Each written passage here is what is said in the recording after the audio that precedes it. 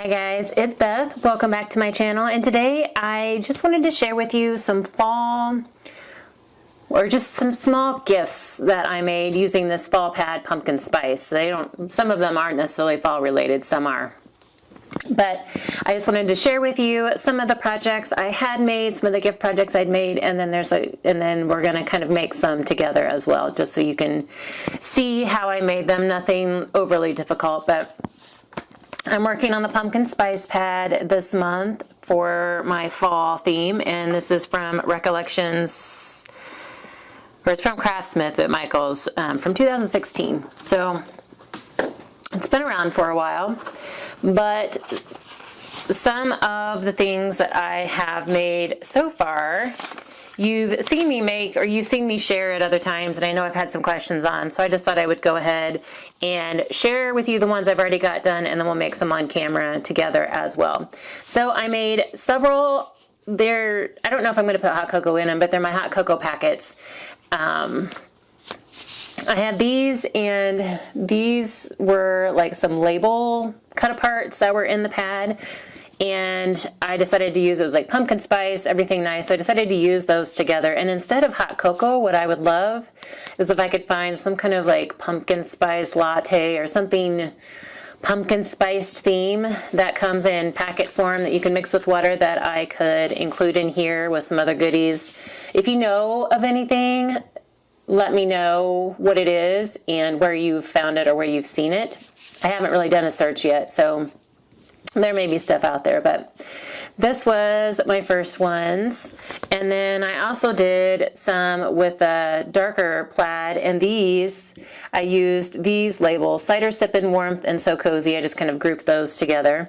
And I do some hot cider packets, so I will probably pair the cider with these particular envelopes. So I have two different size envelopes, and I forgot to bring the bigger one over, but basically how I make these is it's a just number 10 business envelope, and I normally seal them shut, so if it's you can, peel this off if it has that, or if it's the lickable kind. I usually just take my tape runner and take it down and seal it. And then I would cut this in half. So this is, I believe, 10 1/4. No, let me measure. 9 1/2. Just over 9 1/2. And so if you take it and cut it in half, you end up with something that's about 4 3/4 inches tall and about 4 inches wide. And it makes a little pocket. So these are super simple. You can find these envelopes at the Dollar Tree. You get like 50, or I don't remember if it's 25 or 50 for $1. So fairly cheap. I tend to stock up on these. Like anytime I see envelopes at a garage sale or a thrift store, I tend to stock up on them and get them pretty cheap there as well. So they make great little pockets.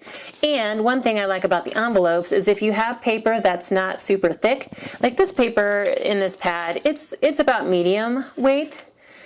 It's not like a thinner copy paper, but it's not, I'd say it's pretty close to 65 pounds. I wouldn't necessarily use it as like a sturdy structure all on its own, but when it's paired with some of these other items, I think it works fine. So if you're working, I've worked with thinner papers before, and what's nice about having a pre-made pocket already is that you can just apply your paper. You don't have to build a base for it. So just another quick hack, I guess, if you make hot cocoa packets. So these bigger ones are some envelopes that I had found on clearance somewhere, and they are about 5 by 10. So they're a little bit bigger, a little bit wider, which in some cases it's nice just because you have a little bit more room. But so I did make some of those because I was trying to use up a good bit of the paper, and I also did just the plain pattern paper on the back side. I didn't embellish them. So we're going to make one of the smaller ones together. So I have my half of a business envelope, and again, it's 4 3/4 by about 4. So I took some pattern paper and cut it down to just shy of that, of my envelope size.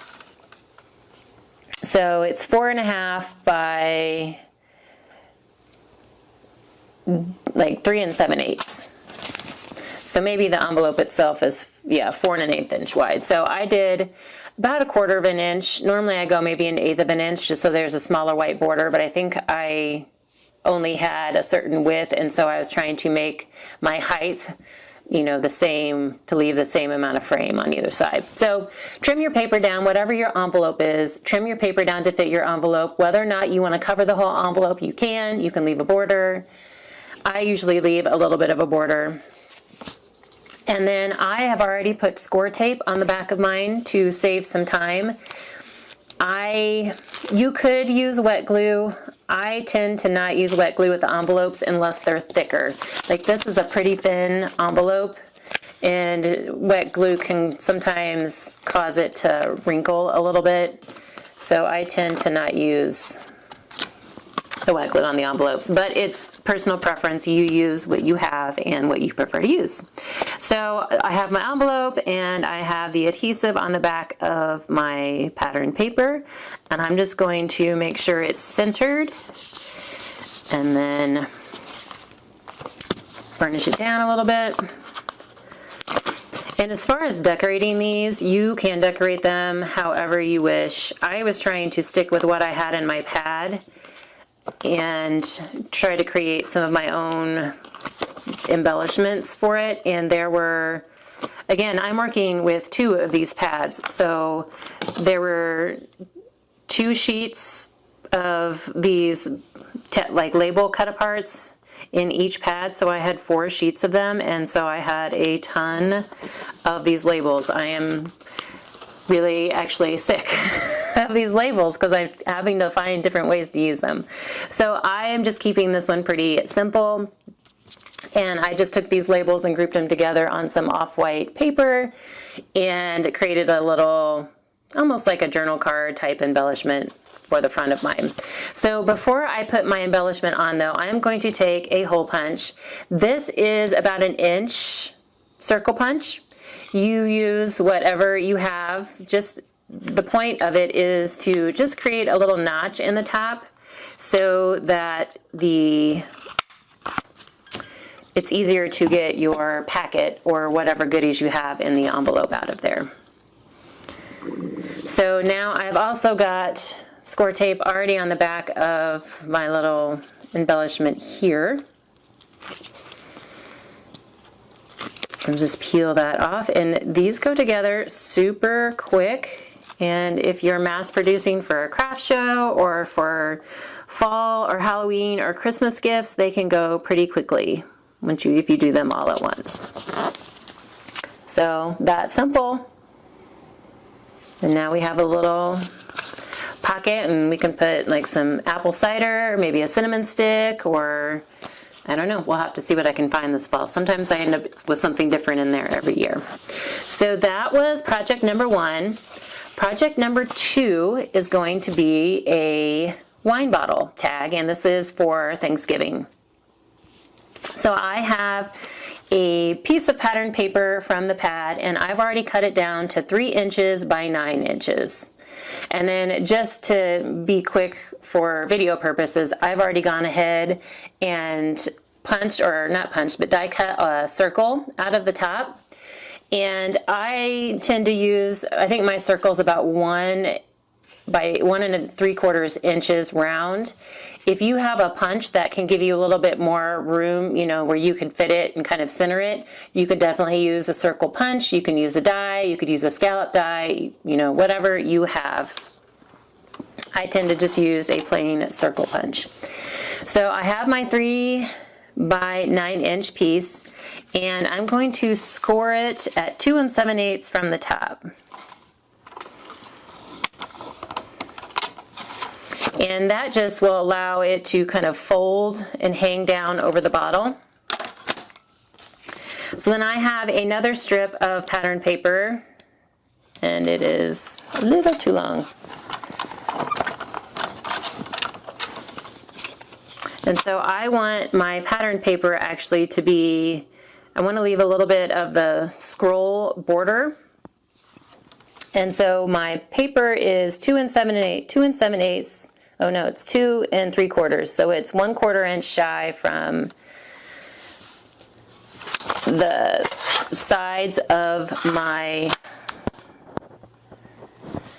wine tag.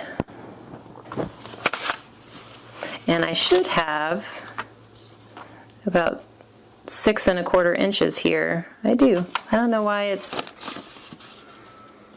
So I want my piece to be 6 inches. So just need to trim a little bit off. I think sometimes when you score it, I don't know. One of those days where I apparently can't do math. So this time I am going to use a little bit of my art glitter glue on the back here. And I'm just going to add a layer of my plaid paper on top of the kind of flourish pattern.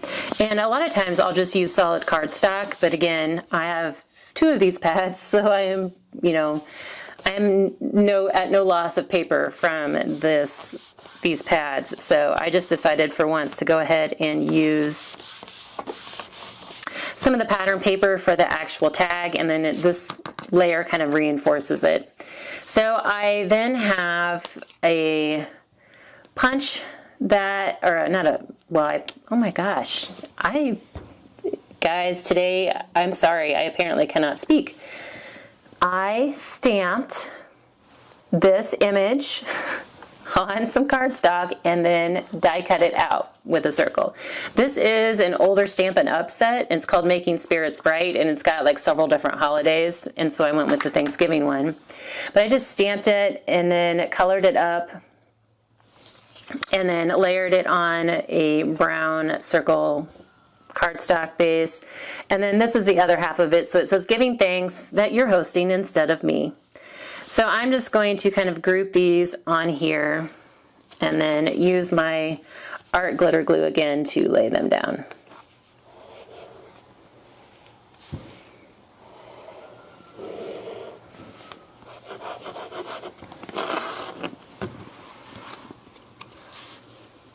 So I have actually used this set on, I gave it to my sister because my sister always hosts Thanksgiving, and quite frankly, I am fine with that. And so whenever I first got this, I gave it to her, gave one to her, and it's like, I'm very thankful that you're hosting instead of me. But of course, I did give her a nice bottle of wine, so that was my thank you gift. So I'm just going to kind of center that on there.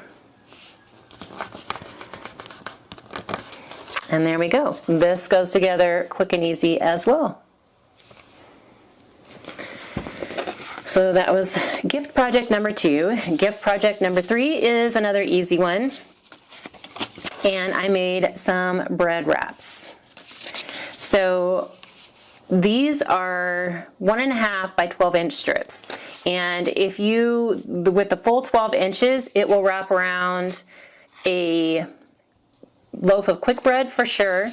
And if you're doing like a regular loaf of bread that rises a little more, it may not wrap all the way around, but it'll wrap most of the way. And then there's times where I've just either added an extension here with some cardstock or paper, or you could just tape it and you'll at least be able to have the decorative part on top.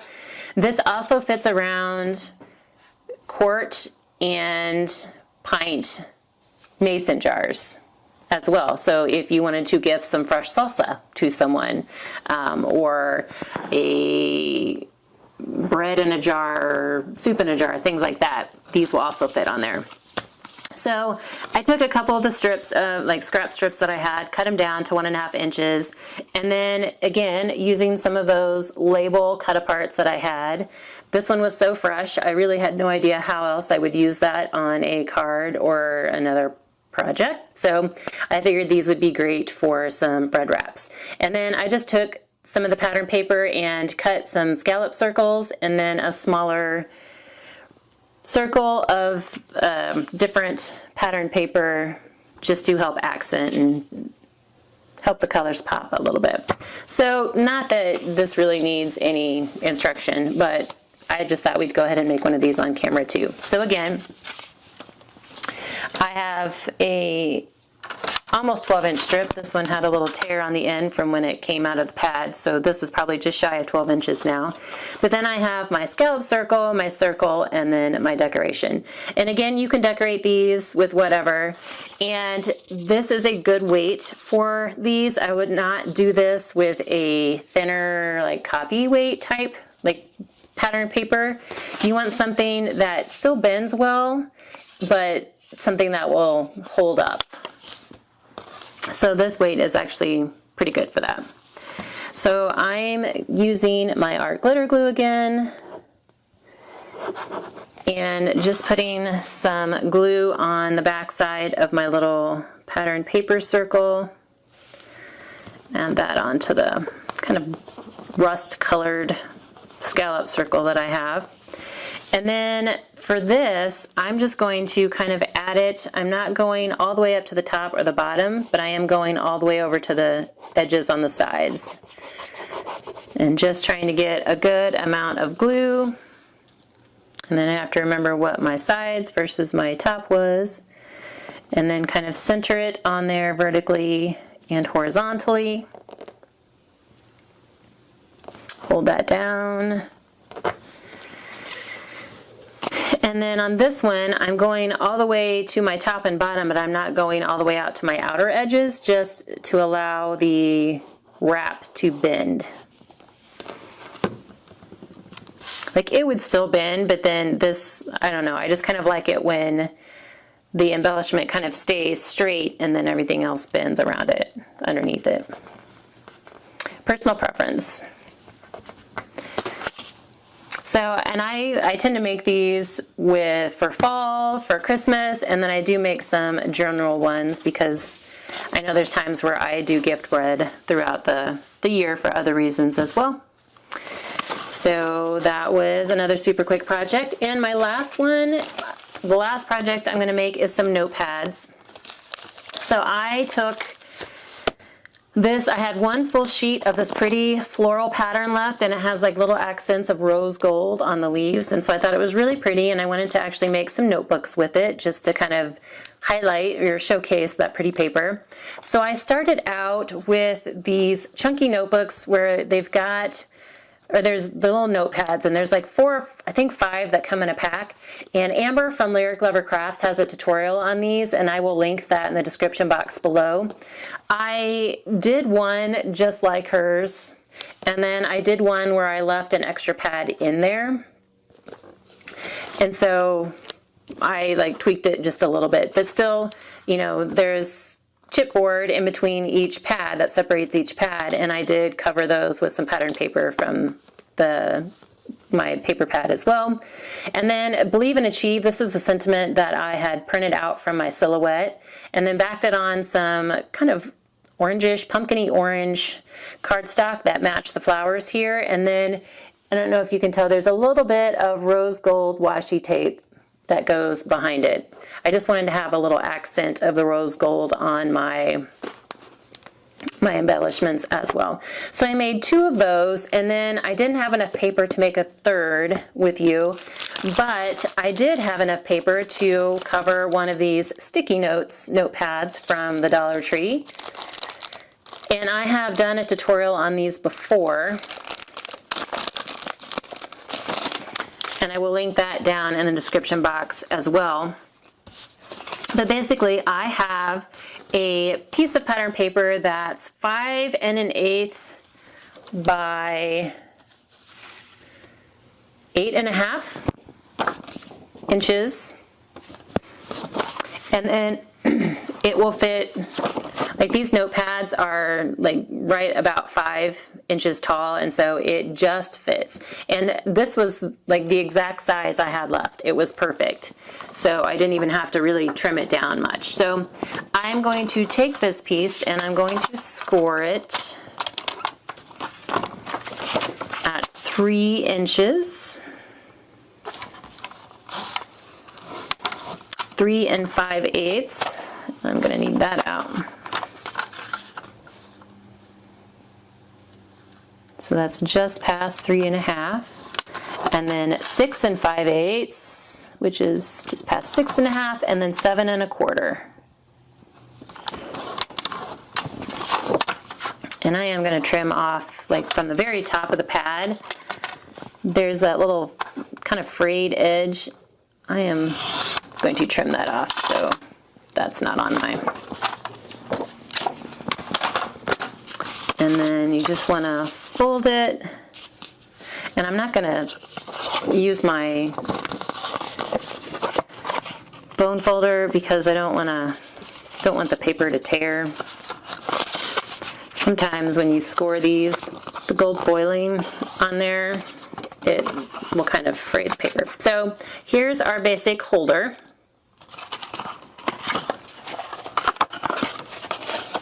And then our notepad fits in there just like that. So what I'm going to do is take the back of my notepad and some of my score tape.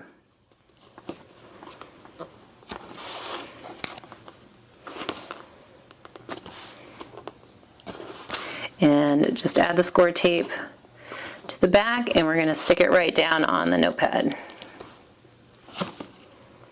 holder.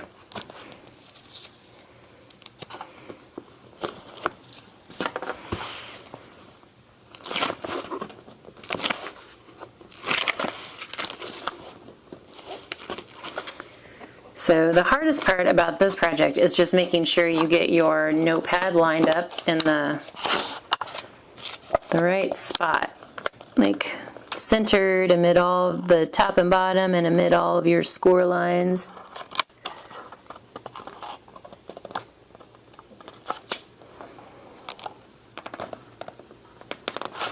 Which mine is not very centered here, but it's hard to do without sticking my whole head in there.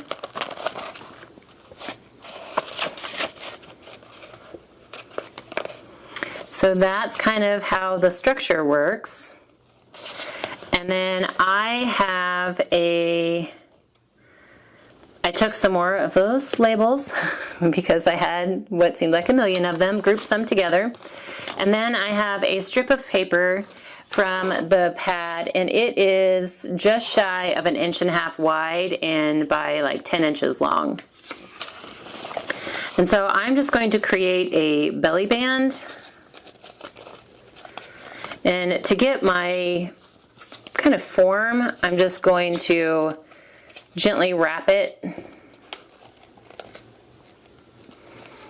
so that way I know where my crease line needs to fall for this pad. And then I can trim a little bit off the edge.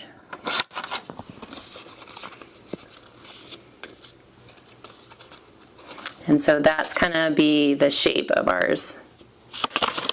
And so I'm going to use my art glitter glue again, come in and glue just the edge there.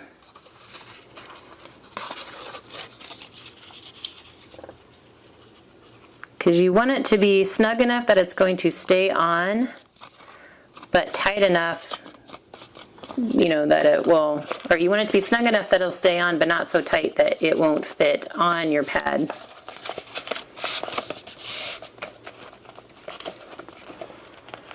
So there it is on the pad, and then I'm just going to glue my, and since it covers the whole front here, I'm just going to go ahead and add my glue directly to this. And you can see this was a journal card that I wasn't sure how I was going to use, so I just reused the back side of it. It's one way to use paper that you don't like from a pad or that you don't know how else you would use it.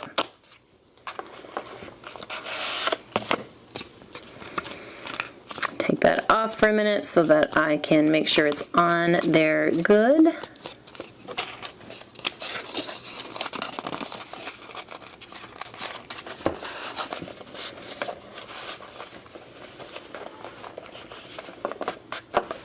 And there's our notepad. So essentially from one sheet of paper, I was able to make 2 or 3 full decorative notepads. So I hope you guys got some gift ideas, or gift packaging type ideas from this video, and some ideas on how you can use up your fall papers. So I will have Amber's video from Lyric Lover Crafts for these notebooks linked down below, and then I will have some blog posts linked down below for the projects as well that just kind of give you the dimensions, the cut, the scoring lines, etc. It's just kind of easier to type that out in a blog post than it is in the description box. But if you guys have any questions on anything, please let me know. And like I said, if you have any great ideas on something that's in a packet that's pumpkin spicy that I could include in these for my craft shows, if they happen, I would love to hear that. But thanks so much for your time today, guys. Thanks for watching. Please like and subscribe if you did enjoy this video and haven't already subscribed. And I hope you're all having a crafty day.